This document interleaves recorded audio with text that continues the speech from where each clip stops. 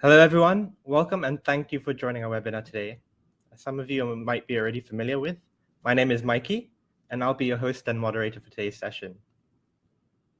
As we wait for more people to join, I'm just going to run a quick fun poll. As many of you are aware, in Malaysia at least, Friday, Saturday, Sunday, and Monday is a public holiday now. So just curious to know, what's everyone's plans for the festive season, the Raya holidays? Just sharing a quick poll. You guys can answer it on the poll tab on your right. Personally, I'm looking forward to food the most, for those that are celebrating. For those that are not Muslim, I'm sure this is a very nice public holiday to have as well. Yes, a lot of people eat, nap, repeat. Quite a few people balik kampung.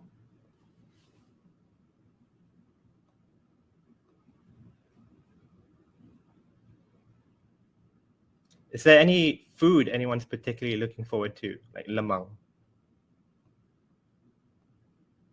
Take rest. Yes. Good. It's a good excuse to go exercising as well, because the roads will be empty in KL at least. Ketupat, yes, really looking forward to that. Homemade ketupat or buy from the bazaar? Yeah, biscuit raya, definitely.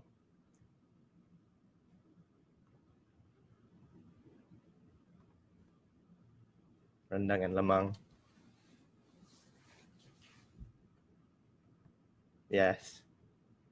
I'm looking forward towards my grandma's dodol as well. It's a age-old recipe that she won't share with anyone until the oldest daughter is ready to learn how to make dodol. Yes, good opportunity to rest. I'll just wait for a few more people to join.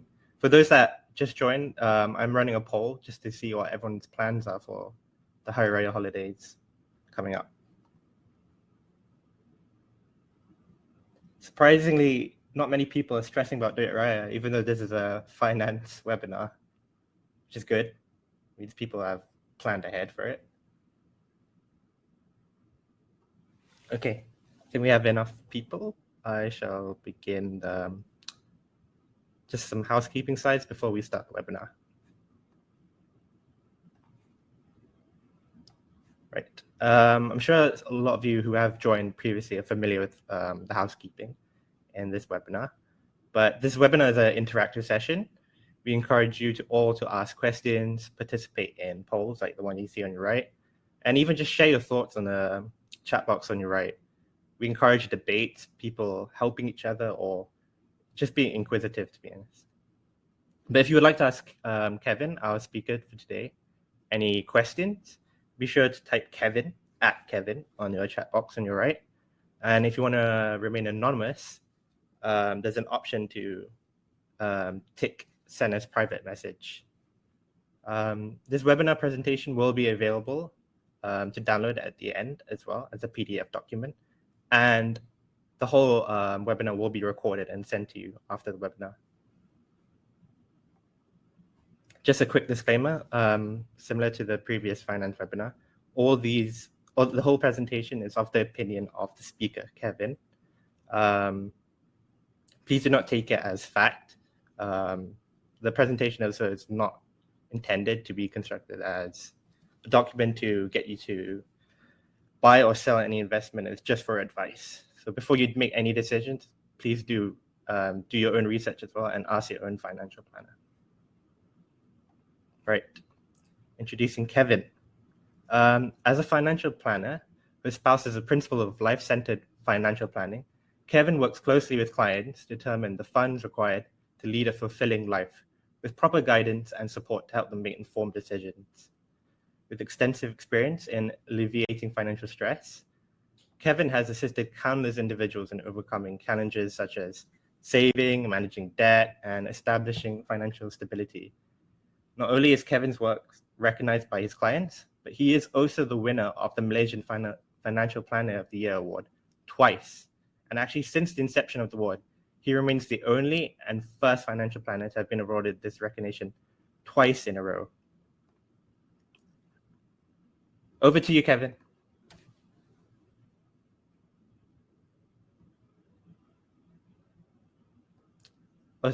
Sorry, Kevin, I don't think your mic is connected.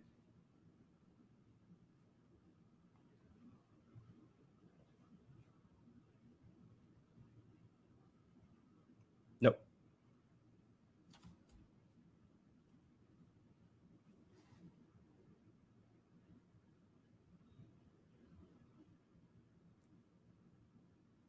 Sorry, just there you go. What Yeah, about now? just there you go. Perfect. Yeah. Okay, Thanks, sorry Kevin. for the little glitch.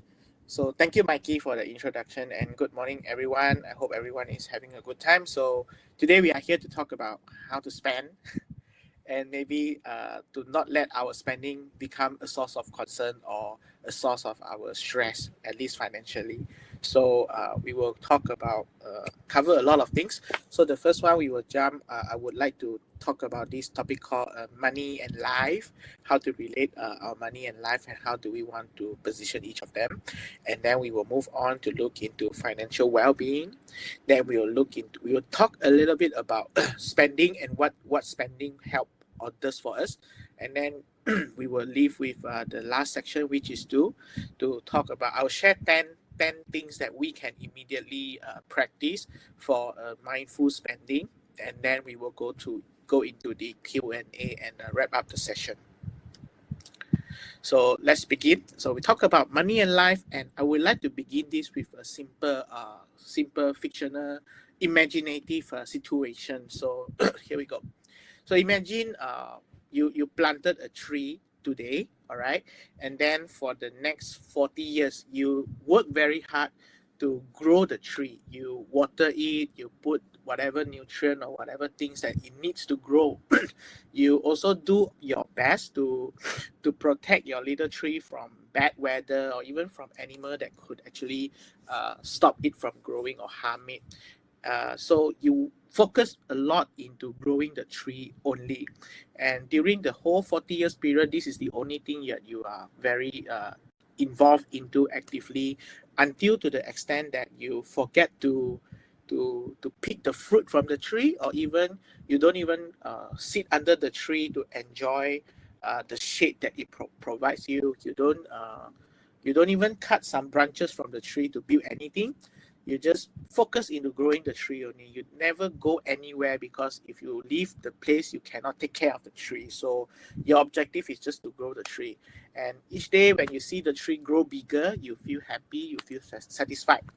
But finally, one day after 40 years later, today, maybe I'm only 20 years old, but after 40 years later, I celebrate my 60th birthday already. And the tree suddenly stopped growing now. Then I look at it, wow, the tree is so big. From empty land, suddenly there's a big tree in front of me. But then I wonder one thing is that, what was this for? Why do I grow this tree into this size? And what has the past 40 years, what has happened? And I feel a little bit empty. So the main question I ask myself looking at the tree now is that, what was this for? So many of us, we tend to treat our money and our life in a similar fashion. We become very focused and very caught up into the work of growing the tree. Of course, in this case, we are focused on growing and accumulate more money. So the money is akin to the tree. As long as our tree keeps getting bigger, we keep putting in more effort to grow it, to make it grow bigger, to grow more. Even if that means we have to forget about having fun or enjoy life ourselves.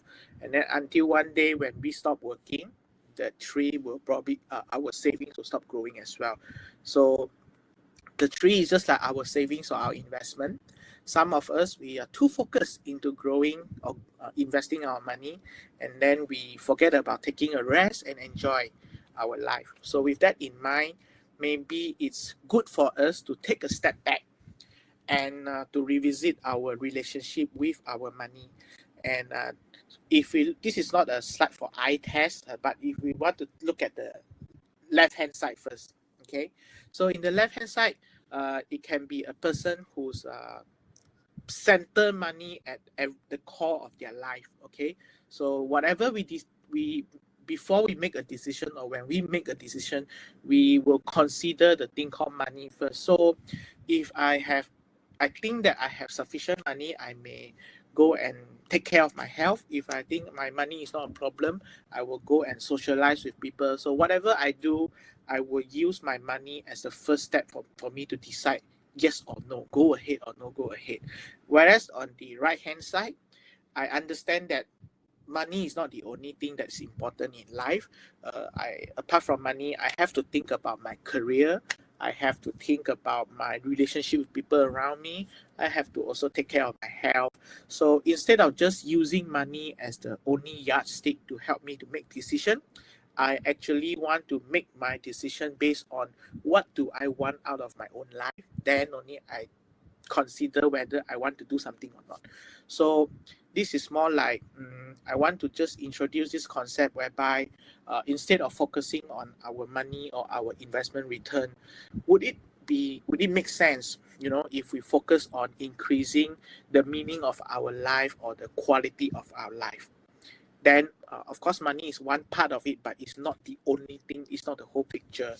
All right, so this is why I will, the contents that I share, even regarding spending, will be relatable to increasing our well-being or how do we feel better. And if we look at definition of well-being, is the state of us being comfortable, not so worried, not so stressful, and also healthy, maybe mentally and physically, and also we are able to enjoy life and feel happy. So if we can help ourselves to be comfortable and also able to enjoy whatever we are doing at every moment, then also take care of our health, then we will say that this person, the well-being or the sense of well-being is doing quite well. So on the other hand, if a person is not comfortable, is not able to enjoy their life or feel very happy, or a lot of things that like out of control cannot solve, then this person's sense of well-being maybe is very maybe suffering or maybe struggling. So we want to focus on how to make ourselves feel better. So let's look at, but today, because it's a webinar specifically on financial, so we will talk about more on financial well-being. And so now it's time for us to have a little bit of interaction. So we have a poll here, which is to ask the question, what does the phrase financial well-being, when you see this, right, what comes to your mind? You can share it in the chat there, right?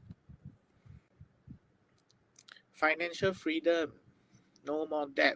That's good, because debt can be a source of worry for sure to everyone who has a borrowing, right? Could it mean other things? Financial freedom, same. Yeah, a lot of time when we hear the phrase financial well-being, it's very common. The two things that come into our mind: no need to worry about money. So financial freedom will definitely comes in. Not to worry about that will comes in also. Having a good relationship with money, how to manage your money or financial matter, less commitment, so we feel more comfortable, right? Every month, don't need to worry that my bank account number is not enough to pay for what I need. Has spare fund for leisure, feeling comfortable when we spend, or not feeling guilty when we spend money, having passive income. Yeah, so as we can see, it means different thing to different people. But in actual fact, financial well-being, if we want to build it right, there are certain key components that we can actually pay attention to one. But I believe that will be for another webinar. Yeah, not going broke at the end of the month. Very true, very practical. Financial freedom, whereby monthly passive income is 2 to 3 times of expenses. So when we spend, we also feel, no need to worry about what if certain emergency happen. Able to fulfill our life necessity or very important things, right? Like if I have a son, I want to make sure my son complete his tertiary education in a private university, for instance. This is a very important thing for me. So if I know that I can take care of this, I think I will feel very satisfied, very comfortable. But if I cannot take care of it, or I'm not sure if I can do this or not, then maybe I will not be able to live in the moment very much, because I'll be very distracted. So at the end of the day, my financial well-being will be affected just because I have a lack of clarity. So you guys are right. Enough spare fund for emergency is very important. Otherwise, we'll be worried about a lot of things. Okay, so let's look at financial well-being. So the by a little bit of technical definition, financial well-being it's not just about financial position today. If a person today have a lot of money in the bank, does not mean that this person is doing well financially. Okay, it's also about our ability to take care of all our future needs, and also what maybe our wants also. And by identifying or keeping in mind what makes us happy, actually we will be in a better position to improve our long-term financial well-being. So a lot of things is regarding the keyword here, I think, is to get comfortable and also increase your confidence level and also be able to enjoy. It's important to have fun. Somehow we work so hard, right? So let's look into spending. uh, do you consider yourself a good saver or a better spender?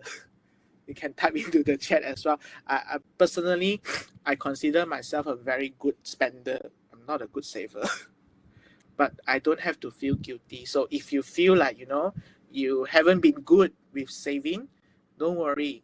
Okay, if you are very good in spending, that's a good thing. Maybe you'll be able to enjoy, but maybe some of the spending is out of your control. So good to know that we have more savers than spender.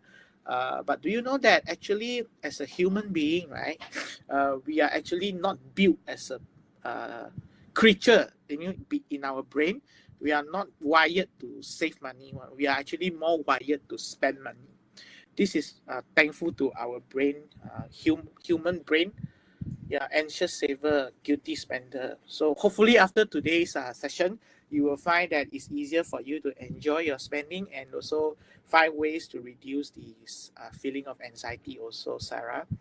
Um, so human brain, unlike our mobile devices, we may get software update every year maybe, right? So your phone, your devices can actually improve over time, the more function.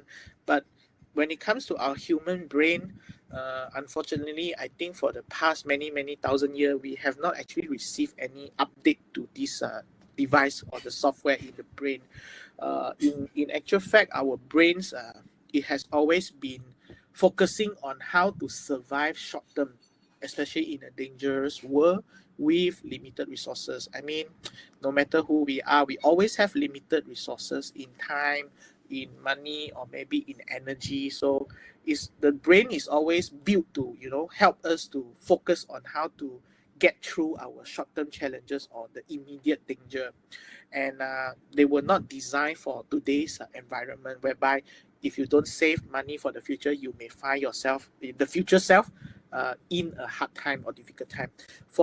So this brain has actually carried our ancestors from many thousands of years, the Stone Age era, to what we have today, all the our development, whatever technology we have. But there was little point to save anything for our ancestors in the Stone Age era or many thousand years ago, because that time they need to hunt, right? So the most precious resources to them, what was it? Is their food, because without food they cannot live to the next day, right? So they hunt, and they don't have refrigerator, they don't have freezer, so they have to consume what they have, all the precious resources. They have to try their best to finish it because they cannot carry forward. So to them, there was little to no point in saving. So it has been, our brain are built like that, to enjoy the moment. If something is precious, you don't save it, you consume it first, you maximize the utility value in it. On top of that, uh, the people in those, our ancestors, they cannot also share, they must also learn to share what they have, because in hunting, there is no guarantee that today you get you hunt something doesn't mean that tomorrow you will be successful.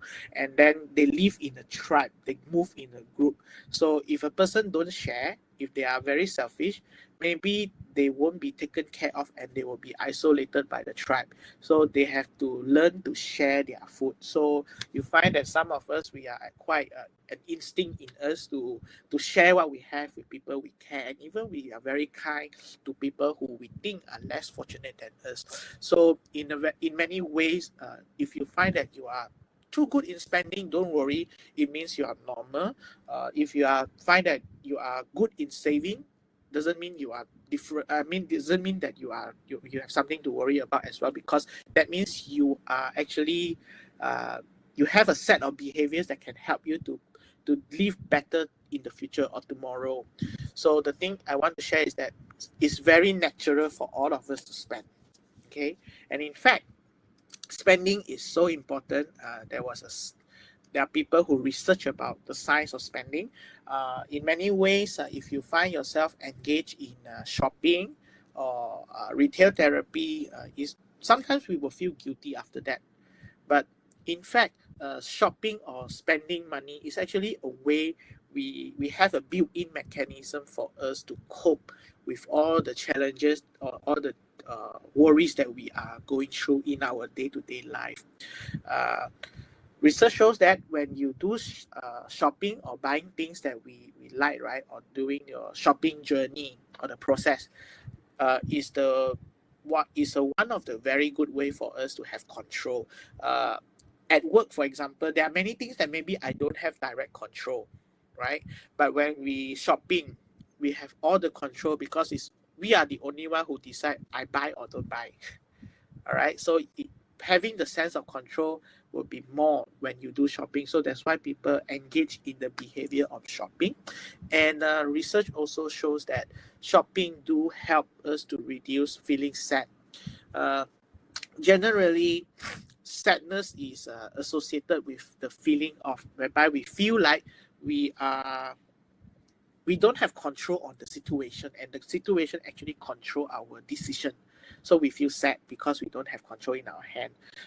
But when we do shopping, we have all the control. That's why we feel like we turn the table around, we turn the tide around. So we feel happier just by shopping. And in many studies, especially one, I think by University of Michigan in few years ago, they found that when we feel like things is not going our way, and then you go out and spend your money and buy something, you will actually have immediately felt better. So it helps you to feel like you have not only escape a little while from your worries, but actually you help yourself to bring yourself back to your positive mood, then so that you can actually go back and tackle the question or problems that you are facing. And then when we spend money or when we engage in shopping, yeah, some people call it retail therapy. Why it works is because when we shop or when we buy things, especially things that make you happy, of course, our body will release a hormone called dopamine. This is the hormone that responsible for us to feel happy. But further researchers also show that actually, you know why? You don't have to buy the things one. In the process of buying the things, or when you are thinking about buying the thing, that itself can help you. Your body will release dopamine to make you feel happy already. Yeah. So of course, there is a benefit of spending. There's a benefit of shopping to help us to feel happier in a bit, and also to have more control, to feel like we are not surrendering our control to all the challenges in life. But we cannot go on spending and shopping without a control or balance, because it's not sustainable, right? Because if you spend all your money today, you will not have any money left for tomorrow. And what if tomorrow you have some new unexpected expenses, or when our income suddenly is reduced, then we will be in a difficult situation. So we have to strike a balance. Then we have to understand our spending first.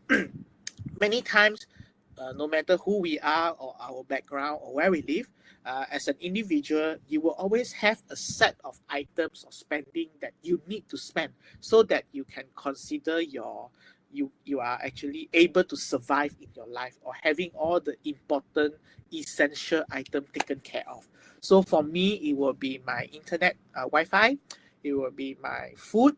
Food is very important to me, and then also to take care of financial security, and of course my accommodation and service of my loans. So these are my essential spending that no matter what happens, I have to pay for that, so that I can keep my life continue. But if I have any additional money, then whatever I spend on, maybe it will be on things that I don't really need it, but I feel good if I can buy or acquire those things. So that will be more on the lifestyle choices, or what we call discretionary spending. So for me, it would my discretionary spending or lifestyle spending will be like able to change my phone every year, or whenever there's a new model. So this one is good to have, but if I don't have, it's fine. Or maybe to go for a vacation, something like that. So you have to think about what are your essential spending, and what are the things that you consider as discretionary for yourself. But as we go along this direction or exercise, do also be mindful that it is important for us to prepare for future.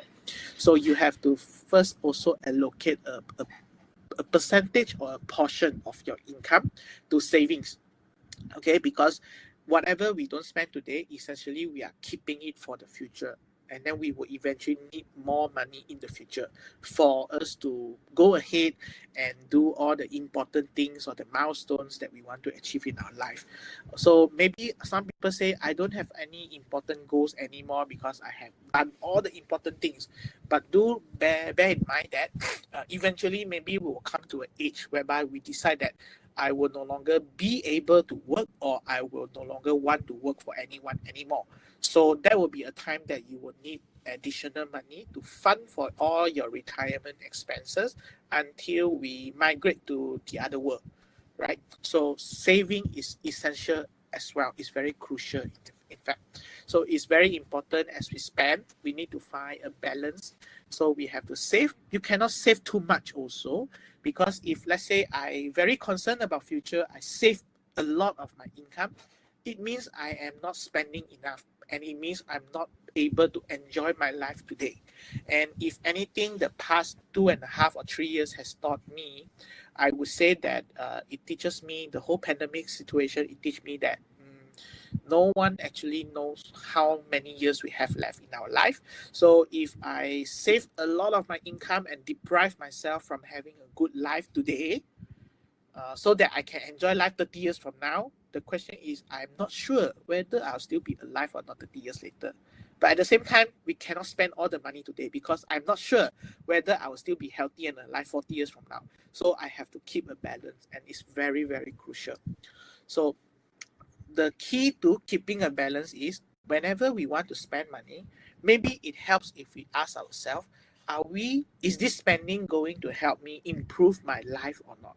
Or is this spending going to help me to feel better or feel happier or not? Okay, maybe you have a lot of items that you want to buy, and you know that it can help you to feel happy. But maybe we can consider to set a rule. I can buy something, but maybe not buy all the things. So maybe I will rank. In buying item A, it will keep me happy, but maybe happy for 1 hour only.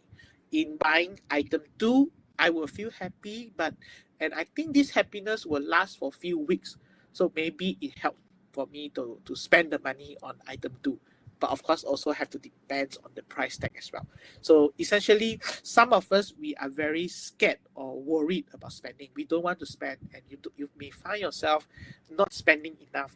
Okay, so if you want to, you can actually ask yourself, is this spending, or are you using your money to help you to improve the quality of life or not? Are you using your money to make yourself more happy or not? Some people, they spend money to renovate their house. It actually helps them to feel happy, help them to feel more content, and able to improve how they approach their challenges in life. So in that sense, it really helps them to spend the money on that thing. So some people, they spend money to do a full medical screening or checkup, and it's very helpful for them because maybe they value a lot in taking care of their health. So in many ways, you want to know how to use your money to help you to live better. Okay, not just growing the tree. At the same time, you need to know how to also let the tree help you to feel better, and also to improve the quality of your life. So these are the few things that, when we spend money, that it can actually improve your sense of well-being. These are all proven by researchers and studies through real human beings who participated into those studies. So number one is to spend money on others. So sometimes when you find that, maybe you buy your colleagues or your friends a meal, you actually feel happier than if you would have spent the money on yourself. Okay, then spending money on material item or experiences or to create memory with people you care about, right, actually can give you a long-lasting happiness and better sense of well-being compared to when I just spend the same money on maybe acquiring some material item or tangible item. A lot of time I get questions from people like, should I take my, for example, should I take my savings in EPF and pay off my housing loan early? And we can find this kind of answers from the internet for sure, but most of the answers will approach this question from the angle of mathematics. That means EPF is giving you possibly higher dividend rate compared to your housing loan interest rate. So mathematically, it does not make sense for you to use your EPF money to pay off your house loan. All right. But if you look at the angle of well-being to help a person feel better, happier, and more comfortable, actually, if doing this can help you to feel better, it can make sense for this person. By taking the money from EPF and pay off their house loan, it can help them to feel more comfortable, happier, and less worry. Then it actually helps. But of course, it is helpful that if before a person do this, they can actually consult their personal financial planner or advisor so that they understand. I mean, initially, if I do not have enough to support myself in retirement, then eventually whether I pay off the house loan early or not, I will run into trouble or challenges also. So of course, I'm just sharing it as an example. I'm not asking you guys to take your money out from EPF and pay off your house loan or whatever loan. So it's just that paying off your debt actually have a very immediate and direct impact on your sense of well-being. Okay, investing for long term, when we spend money on our future self, like enrolling for a course to upskill yourself, or even to invest money for your retirement or whatnot, actually can help us to feel increase your sense of well-being also, because it means you are trying to reduce the future problems or sense of anxiety in the future, and you feel more confident, and also we feel like, you know, I have done my best to also take care of myself, so you will feel better. Retail therapy, like I shared just now, is really very immediately can help. But it just maybe is a short-term solution to boost our well-being, but not a sustainable one. So you have to strike a balance. Okay. So now we look at tips for mindful spending. So I will share about 10 tips on how to spend mindfully. Some of it is require you to approach your money management in a different mindset. But all of them are actually immediately we can go ahead and implement one. So the first one is to set up your own cash flow system. This is very important because a lot of time we cannot enjoy our spending because probably after I spend the money, I feel guilty. All right, and then I feel a very strong feeling of regrets. Right, maybe it's because this money I don't feel like I should spend, but I have spent it, so I feel bad for myself. But if you have a cash flow system that will make sure you will not run broke by the end of the month and already set aside a location for spending, maybe you will be able to enjoy your spending a little bit better. So how many of you have a separation in terms of your account, whereby you have a designated account to collect all your salary, and then you have another set of account to pay for your expenses? But some of us, maybe we have one account, collect salary, and the same account also will pay for our bills and our expenses and also become our ATM machine. So how many of you have a separation in terms of your accounts? Like one account for collection of money and then other account for all the expenses. If it's don't have, it's okay. One account only. Thanks, Jolene. Now, this system I want to share is a system that has worked because it will help you to have better control on your income and expenses. You can consider whether you want to adopt it or how you want to implement it. But it really helps because this system I also practice it myself, and I can tell you, it really helped in terms of our mental well-being side. Okay. Yeah, different bank account. Yes. So the key here is that it's important to separate our income account from our expenses account. Okay.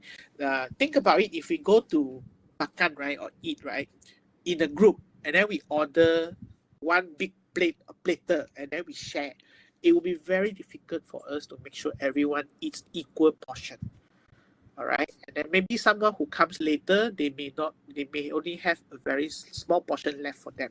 So if we mix our income and expenses into the same bank account, there's always a chance that we overspend a certain area, and then the other area no longer have sufficient money to pay for it. All right, and it can happen quite easily for many people. So you can consider to identify one bank account to receive all your income, just like when we pay money to the utility company or whatnot, they use the same bank account to collect all payment from all their customer. So consider yourself have a one income account whereby all payment, your salary, your bonus, what investment dividend, your interest, your whatever incentive, or you have side income, all go into the same account. Then from that account, you distribute allocation of a percentage.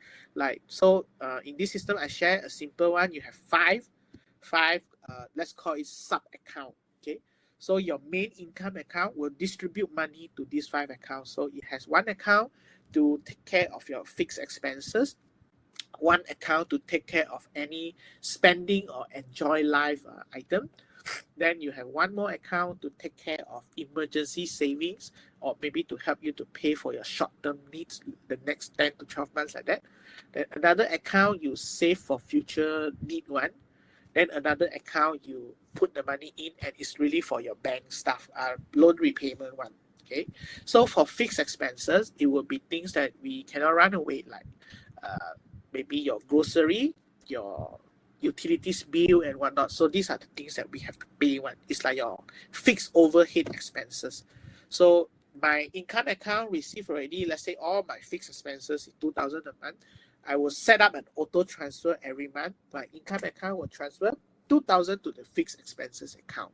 And then whenever I want to pay for my bills or my fixed expenses, yes, it can be current account so long you have a separation, so that we avoid, when we want to buy something, I look at my bank balance, I got money, I go and buy. But maybe I've forgotten that the money inside this account today supposedly have to pay for something tomorrow or the day after. So by having separation help us to prevent overspending in many areas. So let's say just now transfer the money 2,000 to fixed expenses account. So whenever I want to pay for my bill, I will use the money in the fixed expenses account to pay, or maybe even have its own standing instruction set up in that account itself. So for spending account, it can be any, let's say I put inside another 1,000 for spending purposes. So maybe this spending account will take care of things such as when I buy dinner for my friends, okay, or when I want to go and have entertainment, or to shopping, something, anything like that, okay, for spending purpose, relaxation purpose. So whenever I want to engage in this activity, I will just check how much I have in these accounts and use the money from here to pay for all these expenses. So by doing that, it helped me to make sure that, when I want to go spending, or when I want to go for a spa, for example, I check my account, spending account only have 200. So I can spend all the 200, but I know that I will not be able to spend more than 200. So if I spend the 200, I may feel less stressed or less guilty compared to when all the money are mixed under one account. Okay, because there is no clear separation. So another account is for me to save the money for any emergency one. All right, and another one can be for your future plans, which is for maybe savings for retirement and whatnot. But of course, the money in this account, you should not keep it under deposit. Maybe you will divide it later, diversify into various investment also. Then for a debt account, is for you to save up money for you to take care or service your loan, or to redeem your loan earlier, or pay your loan off, debt off earlier. Yes, it looks like money jar, or there are many systems along the past many decades.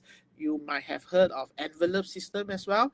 But the thing is, when we do money jar or envelope, right, the assumption is you must have the cash. But nowadays we are in a cashless society, and most of our money is in digital format. We only look at the screen, from the screen only. So the money just system may not work so well for many people just because we don't use cash all the time, or maybe we no longer use cash already. Sometimes I don't even have cash and I can go out and come back very safely. But if I forget my phone, then I'll be in for trouble because I cannot make payment. So the system have to evolve.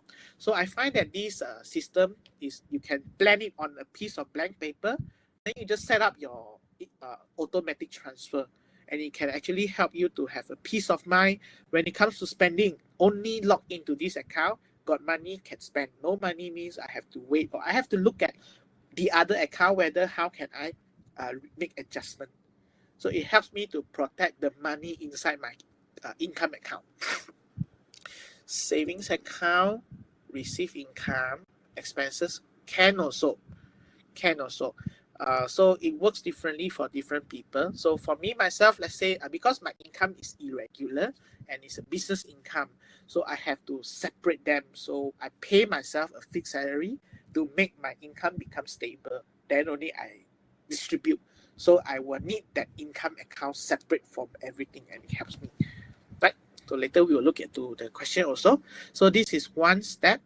Having a system, if you implement it, it can maybe immediately help you to prevent overspending, and also immediately help you to have less guilty each time you spend, especially on things that it's not a necessity or essential item.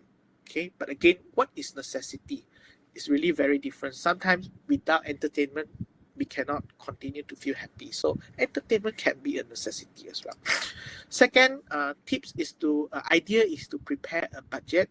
I know every time we mention budget is like, wow, very boring, or how can it work? Because the word budget itself can actually invite a sense of feeling restricted. So you can also consider your budget a spending plan, because in actual fact, every budget is just a permission to allow ourselves to spend, just like you tell how much on what department or what area. So a spending plan is a plan you tell your money where to go, instead of you wondering where your money has gone to. So there's a trick in preparing a budget. So you can actually allocate your money based on priority. I would suggest that the first thing we want to take care of is to save for future, because eventually all of us, our hair will be white and gray.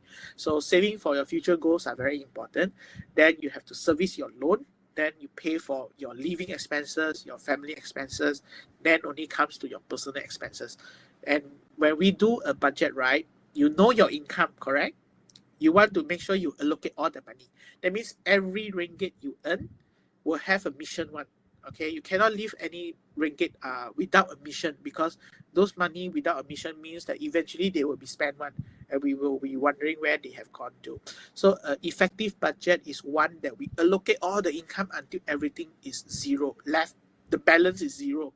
So if you allocate already, you find that you have balance, you may consider to redirect the balance into saving, or redirect the balances into paying off your loan earlier, or redirect the balances to help you to spend more on family, or to increase your personal expenses. And when you prepare a budget, it's very important to expect unexpected expenses. So there will be spending that we cannot estimate accurately. When, for example, suddenly I walk around and then I find that there's someone, maybe a disabled person, approach me to buy something. So I have not budgeted for it. So how do I pay for it? So I will use the money from my unplanned spending. It's very important to have the unplanned spending, because it gives us peace of mind when we spend money on items that we have not thought of, or is not regular. Okay, so you don't have to track all your expenses in that way. Then the third idea is that before you buy something, maybe it makes sense for us to wait first. Waiting can actually help us to avoid purchasing something when the emotion is very highly charged. So waiting can sometimes help us to distinguish what are the real things that I really have to buy. I'm not sure about you guys, but I have a few shopping apps on my phone. So I put in a lot of things to the waiting list. And sometimes the waiting list, the items is already there. Maybe a month later, I will put it back again to the waiting list without remembering that I have actually added those things into the waiting list a month earlier. So what it tells me is that a lot of things I might want it at that moment, but it's not very important to me. So by having a waiting list or the cart, shopping cart, it helps us to be very mindful when it comes to our spending. Then when we look at certain advertisement, they say, oh, this is mega sale, or there's discount if you buy more, or even tax relief, right? Especially this month is the last 10 days for income tax reporting. So if you're planning for your next year income tax, sometimes you have to look at the tax relief and ask yourself, in order to claim that tax relief, are you actually spending money or are you really saving money? So for instance, if I want to bring down my income tax and I just blindly go and buy a new phone or buy a new computer, I may actually spend a few thousand and save a little bit income tax. But if I don't have the need for a new device, I go and buy just because for tax relief. Please remember that every time we buy something, we are actually paying for the price tag 100%, but we only save the tax relief maybe 10 to 30%, that kind of range. So we are actually still spending money. So only spend on things that you need, or spend the money for tax relief if it is regarding savings for your future, or maybe help you to build better financial security. Discounting also same. If I see advertisement cheap vacation trip or airfare, but I have no plan to go initially until I saw the word discount or cheap, then I go and buy. I'm actually spending money, not saving money in that case. Okay. So also be mindful about where you shop or where you buy things. Just taking myself as an example again, I realized that when I go to certain hypermarket or grocery store, it's very easy for me to hit the 300 ringgit. And then the worst thing is that there's still a lot of things not yet buy. Then I realized that each time if I change the venue from certain grocery store, I go to a traditional wet market, the spending is usually below 200, and it take care of all the important things like meat, fish, vegetable, the dry condiment, a very balanced thing. So I really saw that just by changing the places, it can actually help me to create a larger mileage for my money. So also be very mindful on that.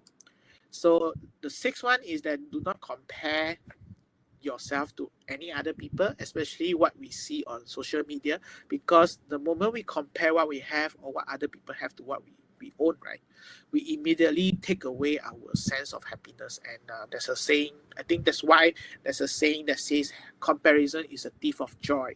The more we compare, there's a chance that we will spend money without being deliberate about what we buy or what we spend or why we spend.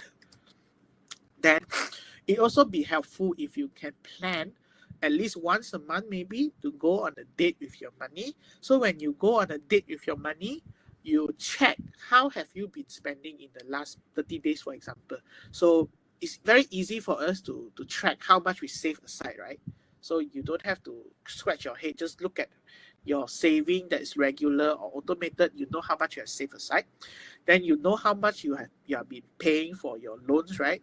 And then if you have shared, let's say sharing here refers to donation, charity. If I can remember those, I actually remember how much I save, how much I pay for my debt, and how much I share. That means the rest is how much I spend, right? So if today I do this for the month of March, I realize that I'm spending 55% of all my income. And if I feel like this is too high, all right, then I may set a target. Let's reduce it to 50% in the month of April. So by reviewing in April, let's say it has dropped from 55 to 52, and then my saving rate increased from 10% to 13%, I will feel better because I know that I am spending lesser and I'm saving more for future. Or I'm spending lesser, but the sharing percentage go from 5% to 8%. It means I'm taking care or giving back to more people. So it will also help me to feel better in a way. So it's just a way for us to understand how much we are spending on today, so that we can be mindful about where either you want to increase your spending or you want to reduce your spending, and reallocate the amount, the difference, to either helping more people, or to pay off your debt earlier, or to save more for your future. So going on a date with our money is a very good way to help us to understand our spending behavior and to take care of many other things that are important to us. Number 8 is to save up for the purchases, especially the big item. Let's take an example. If I want to buy a printer, the printer cost me 1,200. So I have one option is I go and buy on the spot, okay, and I pay with my own savings. Paying off with savings, I may have the printer, but I might feel insecure because my savings immediately reduced by 1,200. Okay, second option is I can go and buy the printer today, but I use credit card to pay for it. Then it might also makes me feel insecure because I increase my future commitment. Of course, the third way is I don't buy today. I want it, but I plan for the purchases. So let's say I target to buy the printer in 6 months time. Okay, then I will save up 200 a month. Month number 6, I will be able to go to the whatever they sell a printer to pay for the printer with my own savings and get home the printer. And the benefit here is that when I plan, it's actually a built-in process to delay the purchase. And maybe along the line, I realized that I don't really need the printer. So I have the savings saved up already for other things. And when I go to buy the printer in month number 6, I have saved 1,200. So maybe there will be a new model. Maybe someone will sell me a printer with more function, but I have set 1,200 for this purpose. So it helped me to contain my spending on the spot during the shopping. Or I can, if let's say I really appreciate the new model a lot, I decide to buy and top up more money. At least I've given myself a fair chance to deliberate the decision. So that is really a mindful spending practice. Number 9, before we spend or whenever we receive income, it will be very good if we can think about our future self. Research shows that when we think about our future self, let's say today I'm 40, when I think about Kevin, who is 70 years old, to me, it doesn't make any difference. To me, that person is just like when I look at another stranger today. So we are very focused on today only one as a human being, but we have to be mindful about our future self because that person will be older, will be weaker, and he might need some additional money with him also.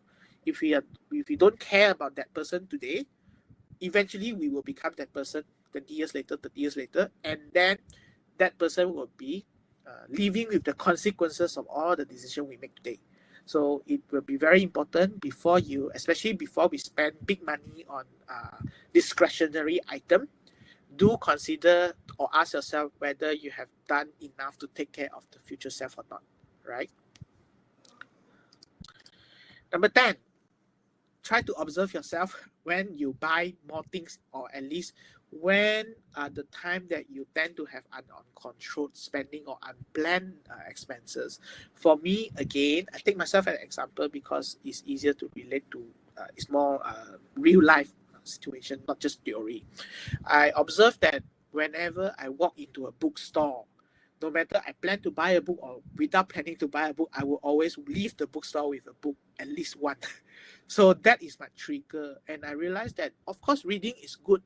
But when I realized that I have more books at home unread and I continue to bring more new books home, that means this book purchase is not really supporting me to be better really. I still find out how, but at least I know this is a trigger. So I just try to not go into a bookstore, especially when I'm just walking around without a real purpose. Okay, and then going into bakery store also is a real trigger and killer on my wallet because I'll usually live with a lot of bread for my family members. So now I go and buy, but I just go with a list. Or sometimes I ask my wife to go instead of myself. Okay, so it's understanding the trigger is very important because it's when we can think about how I can avoid or how I can reduce the chances of frequency of the trigger encountering with the trigger or the events. Okay, so now before I end this, I want to share it's important to know why it's important to spend mindfully. If you look at the right hand side, the graph, right, the green line is your income. the red line is your spending. All right. So your income, when your green line is taller than the red line, you have extra money, and that extra money is supposedly safe for the future. So it will be translated into the bottom graph. So that means our saving or your wealth will grow. Okay. But no matter where we are from or who we are, eventually there will be a time that your income will stop, especially when you stop working, active income will stop. Then eventually we fall into three categories only. Either we have too much money to support us for the rest of our life, or we have just gum enough for the rest of our life, or no matter what we do, we will always run out of money before we say bye-bye to the world. So it's very important for us to make sure we save some money and don't spend all our money. So when the green line is shorter than the red line, your graph at the bottom will start to decline one. All right. So if we look at that, spending, at least keep your spending at 90% of your income. That will mean at least you save aside 10% of your income. So when I spend 100% of my income every month, every year, it means I can never stop working because I would never have any assets saved. But of course, if you are under employment, you will already have a retirement fund that is compulsory, that's called EPF, and that's your big layer number one in terms of your old age or nest egg. Just the question is that whether it is enough or not. So you have to find out how much you really need for the rest of your life. Then only you will know how much is enough for you. And that answer will help you to determine whether are you overspending today or are you underspending today. All right. But at the end of the day, just remember that spending is essential. Do not stop yourself from spending money. Otherwise, your wallet may do well, but your heart cannot do well one. All right. So it's important to have a balance. Yeah. So that's all I have to share. So in financial planning, we always talk about income, pay off your expenses, you will have a surplus. And then it's important to build a layer of protection through emergency savings and maybe have health insurance, because in life there will always be illnesses, accident. We may also leave the world too soon. There will be also our dependent will be sick or they may leave us too soon. So it's very important to have safety net to protect everything that's dear to us. And when you have surplus, be very mindful about what you do with it. It's important to have a diversified investment portfolio because that reduces your risk immediately. Then other than spending or not spending all the money and build your wealth, we should also be mindful about the event whereby if we pass away too soon, how can our dependent continue to live the same life or at least not have everything fall apart? So that will comes into the estate planning, will come into the picture already. Yep. So I think that's all. Yeah. So as a summary, we cover important to know, whether who is the main character in the whole system, money or your life. When you have money at the center, you will be very difficult for you to live a full life. So you should consider your relationship with your money. Then whatever we do when you spend, know that it helps to improve your financial well-being, but it's very important to keep a balance. Then we cover the 10 ideas just now, but I think the money system is the most important first step because that immediately help you to keep your spending and don't spend with any guilt anymore later. Okay, so yeah, I guess that's it. So I pass back to Mikey.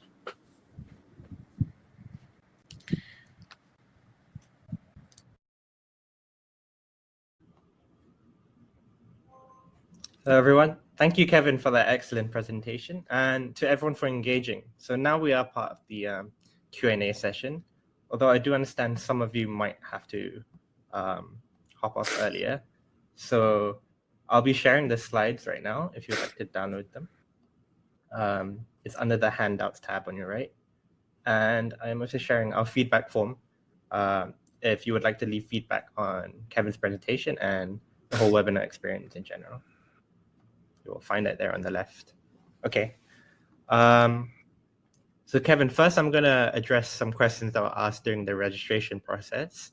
But for our audience right now, we will get to your questions shortly after that. But please do keep asking questions on your right, on the chat box on the right, and we'll get to them. Okay, so first question, Kevin. Instead of looking into spending, what is your advice on improving our income? How can we increase our income in the current economic situation? Okay, I'm not muted. All right. Thank you for the question. I think as important as having a good system on how we spend money is also very important to understand how we can increase our income, because eventually if income is insufficient to support what we want, it can also be very stressful as well. So personally, I always believe in continuous learning, and maybe more important or relevant in this is that many times we feel like it's very difficult for us to find more income or new income is because we are afraid to take up new opportunity. We may find friends around us who are very active in learning, attending different courses, but at the end of the day, if we are not ready or our mindset is not prepared for us to take on new opportunity, or sometimes it's our self pride or ego, we feel like this kind of job not for me, so I don't want to do. So that may actually be a key barrier that stops us. But do consider that sometimes it is taking up the opportunity first, not helping us to be ready first. We can never be ready for everything once. So maybe taking up some challenges, new project can help you to prepare to grow yourself in your career. Or maybe if you have something that you feel like is your passion, you want to do, but you're afraid. But try first. Always start from the first step. I'm sure we have seen a lot of success story during the MCO period or the pandemic time, right? A lot of people, they start to have their own small businesses. It's about taking the first step, and I think not so much of having confidence. Sometimes our mind block, right? Just another example. I live in a condominium, so my condo here, I have a neighbor who was a qualified accountant, but she loved cooking.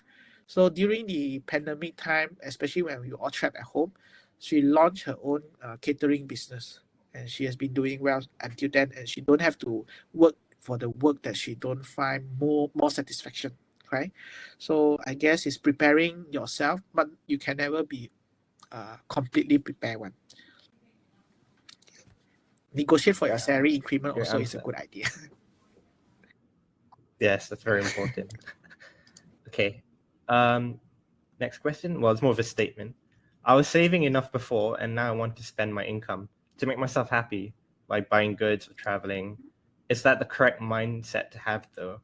What's your advice on it? I know you covered it a bit on it earlier, but maybe a refresher would be good. Yeah, so maybe the first thing I want to know, or if let's say this person is me, I would want to know that whether this money, is it all the money for future or some of the money for future. And then that's why it's important to distinguish the purpose of this money. If some of the money are meant for certain thing in the future, then I might restrain my own self from using that, consider that part under the equation already.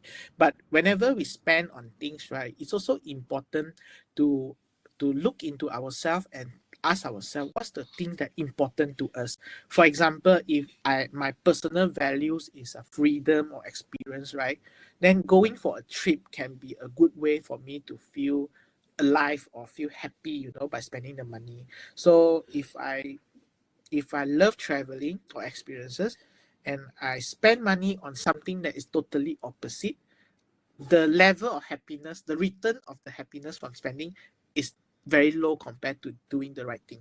So asking and understanding what are the values or what are things that are important to you, I think can help you to decide spend on where, how much to spend. Yeah. Okay. Thank you, Kevin. So now we'll go into the live questions that were asked during the presentation. There's a question from Shaifa. Is it good to be committed not to having any debts or loans? And are there any good expectations to have it? That's a very good question, right? I think many of us have this kind of question in our mind. So Shaifa, while it's good to be debt free, but I believe there are things in life that we will need to use loan in order for us to acquire them, especially example like car or a house, these are the items that require a lot of money. And if we want to save up with our own money to buy, the answer is can. The question is how long the wait will be. So if I need a car, saving up the money to buy a 50,000 car may take me 6 years or more, but I need the car today. So I have no choice but to consider taking out a loan to buy the car. The same will be for house. But let's say for things that, for not to help improve my life one. For example, going out. I think nowadays if we go to certain cafe, you can also use buy now, pay later. So I have to ask myself whether this is essential or not. If I cannot pay for the food today, using buy now, pay later can help me to enjoy. But the next month, the next 3 months, I have to spend less because that is a fixed commitment that already. So you have to distinguish what are the purpose for taking the loan. I think that will help you to borrow more mindfully as well. Great. Actually, this is related to the next question. So someone asked, is spending via Atome a wiser thing to do? I think Atome is buy similar now, to pay Pay Now. later provider. Atome, sorry. So Yeah. it's Yeah. So what's your opinion yeah. on buy now, pay later? Thank you as for well? the question. So, I think a lot of buy now pay later operator, they do help many people to practice instant gratification. That means instead of waiting, I can immediately get what I want or what I need. Now the challenge is that the next few months I will have to spend lesser because I have less. My certain portion of my income will be tied to the repayment already. Now the thing is you have to watch out. If the next few months my income is not stable and I will not have enough to pay for this installment, then I may run into trouble in the future months. So then maybe it's looking at the urgency of the purchase. So let's say having a printer is very important to me performing my job and earning my money. And today my printer damaged already, and I don't have savings to buy the printer. And then I think I'm fine with using the buy now pay later to buy a printer for myself today. Okay, instead of planning my purchase for 6 months later, like I shared just now. So I think the nature of the purchase or the urgency is very important to determine whether it is a good or wise choice or not to go ahead. Yeah. Okay, great. Thank you. Another question here, more about EPF. So is there a calculator, or could you share a calculator maybe to estimate how much we can spend monthly from the savings in our EPF accounts? I'm not sure whether there's such calculator or not, but let's say as a general rule of thumb, what we can do is we will be able to check the balances in our EPF account very easily. So one way is that let's say inside my account I have 1 million, then I write down how much I need every year for my living expenses. Let's say it's 100,000. Then then immediately I take 1 million divided by 100,000, I'll get number 10, right? This means my EPF savings is able to pay for my living expenses for 10 years if it's 100,000. So if I feel like 10 years is too short, then I have either to increase the savings or reduce the spending. Yeah, I know there will be inflation, but you understand that with 1 million, if I take 100,000 out today, the 900,000 will still be earning interest or dividend, so that will offset the need for the inflationary pressure in a way. So the 10 is a good gauge already. So if you feel like 10 is not long enough, then you have to look for other options already. Okay. Last question. Although if anyone does want to ask any more questions, please do in the chat box. We'll probably go for another 5 minutes, but for now, this is the last question. So which situation is more favorable? Strict savings to finish your loans quickly and obviously paying your monthly installments, but still have ample money to spend with the family? Which one do you recommend is better? It really depends on your personal value. So let's say this person feel very uncomfortable thinking about having outstanding in loan account. All right, then paying off the loan earlier will help this person to gain more comfortness. All right, but let's say I am so focused on paying off the loan, and I every day, every meal, I make my family always eat at home only, then I think it's not healthy or not sustainable. So you have to really understand, where is the balance? Because the thing about this is that each of us, we have different skill. The point of balance is different. So you need to think about how to live a balanced life. Yeah.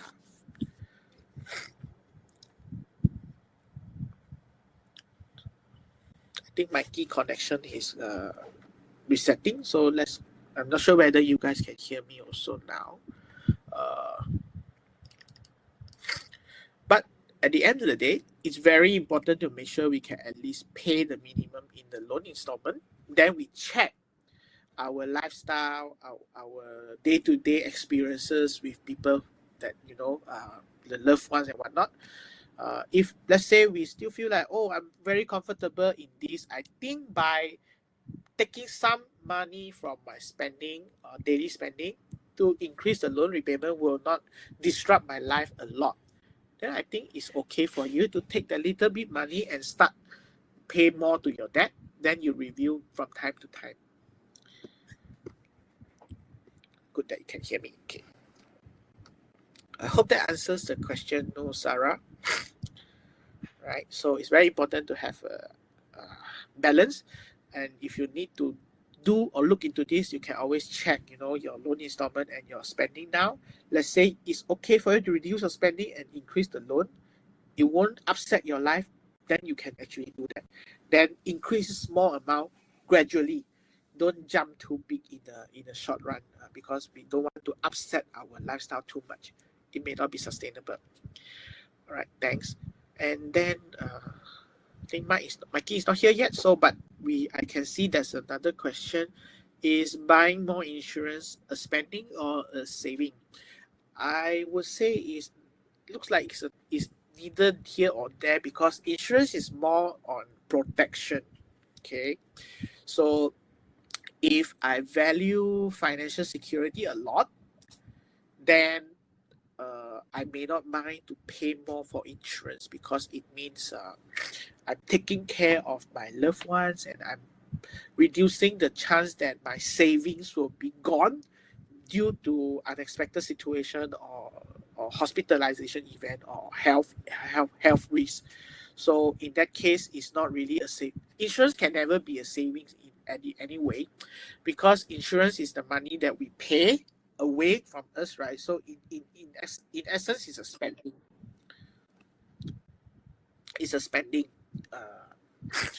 But if this spending help me to feel financially secure, and I can very comfortable do my things and focus on my future goals or future plans, then it seems like this spending actually boosts my well-being also. Okay, but it can never be a saving, because insurance, all the money we pay for insurance is in reality is burn one. Just consider our car insurance. If we pay every year, if there's touch wood, no claim at all, our saving will not increase, right? So essentially, it's always a spending, just that we have to evaluate whether by spending this money, do we feel better or not? Do we feel more happy, more relaxed, more comfortable or not? So I guess money is a tool that we have in life, just like our spanner or whatever, or hammer. We use this tool to help us to finish our job, to live our life. In terms of money, is to live our life, to live the life that you want. So you need to know what are the kind of life you want, then how to use your money to help you to improve your life. Any tips to reduce income tax I have to pay, meaning to say I get to spend wisely for a family rather than just letting it be taken away? Very good question also, but income tax is more on the thing is, of course, when you pay high income tax, it's not a bad news also, because it means you are earning a good income, number one.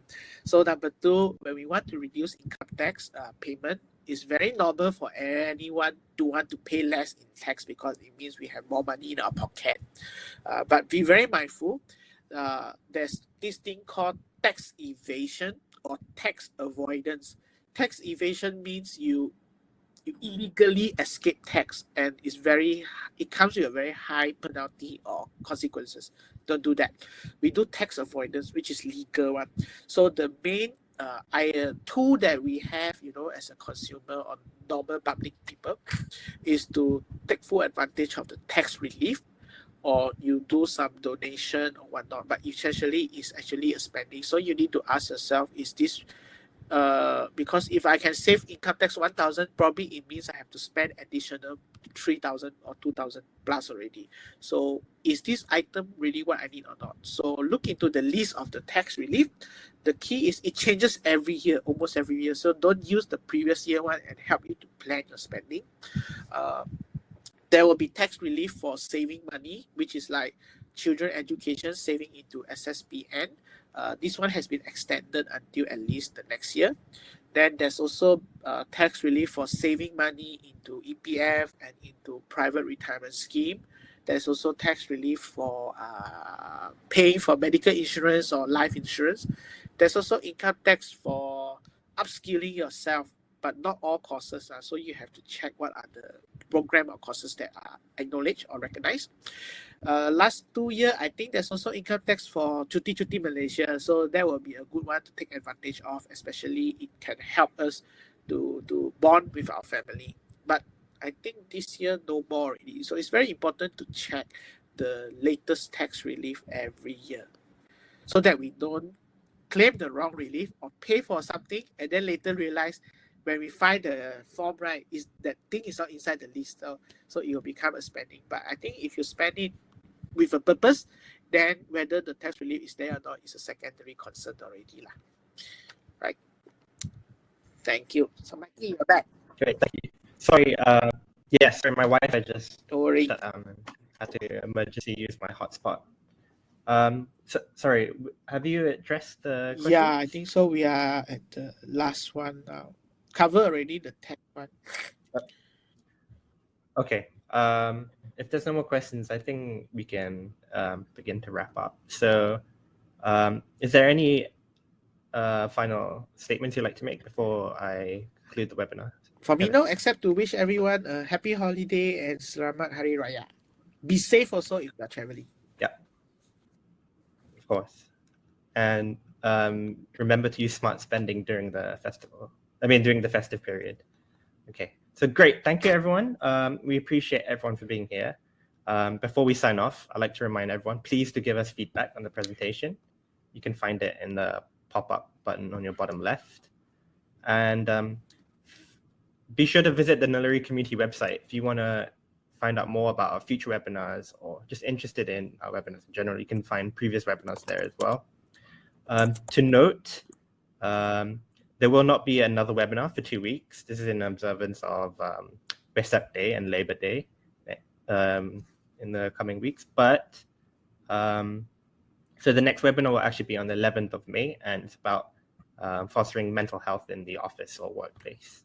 Great. So thank you everyone again for joining, and we will see you at the next webinar. Selamat Hari Raya to all our Malaysian audiences as well. Thank you, everyone. Thank you, Kevin. Bye. Thank you. Bye-bye.